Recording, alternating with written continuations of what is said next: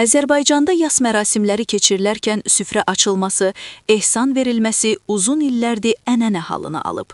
Bir neçə ildir yas mərasimlərində bol süfrələrin açılması ciddi şəkildə tənqid olunur. Ancaq hələ də yas mərasimlərində dəbdəbəli ehsan süfrələrini tam yığışdırmaq mümkün olmayıb. Əlavə edək ki, ictimaiyyət tərəfindən ciddi şəkildə müzakirə edilən bu məsələ israfçılıq, özünü göstərmə və sair kimi də qiymətləndirilir.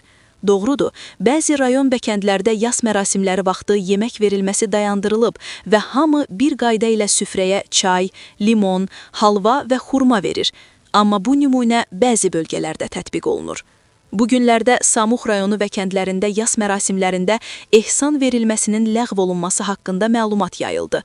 Yasda əsasən təkcə çay süfrəsinə icazə verilir. Yas mərasimlərində təntənəli ehsan süfrələrinin ləğv edilməsi təqdir olunası bir qərardır. Maraqlıdır, bu qərar bütün ölkə üzrə şamil oluna bilərmi?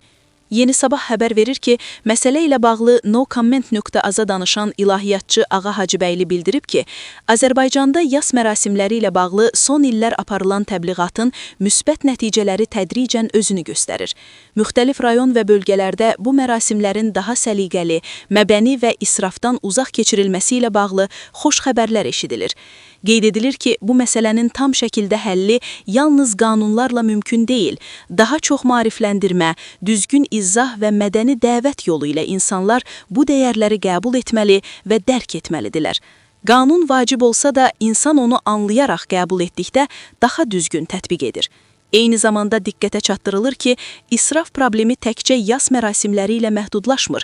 Toy məclislərində baş verən israf çox zaman yas mərasimlərində ediləndən qat-qat artıq olur. Əgər məqsəd doğrudan da israfın qarşısını almaqdırsa, bu məsələyə kompleks yanaşmaq və bütün mərasimləri əhatə edən islahatlara ehtiyac var. Din xadimlərinin də bu mövzuda düzgün mövqe ortaya qoymasının vacibliyi vurğulanır. Bildirilir ki, Peyğəmbərimizin dövründə yas mərasimləri sadə formada 3 gün ərzində keçirilir. Əsas diqqət isə yas sahibinə dəstək olmağa yönəlirdi. Zamanla formalaşan bəzi adətlərin bu mahiyyəti dəyişdirdiyi qeyd olunur. Ümid edirik ki, aparılan təbliğat və maarifləndirmə nəticəsində cəmiyyət bu dəyərləri yenidən mənimsəyəcək və yas mərasimləri öz mahiyyətinə uyğun şəkildə keçirilməyə başlayacaq. İlahiyyatçı yekunlaşdırıb.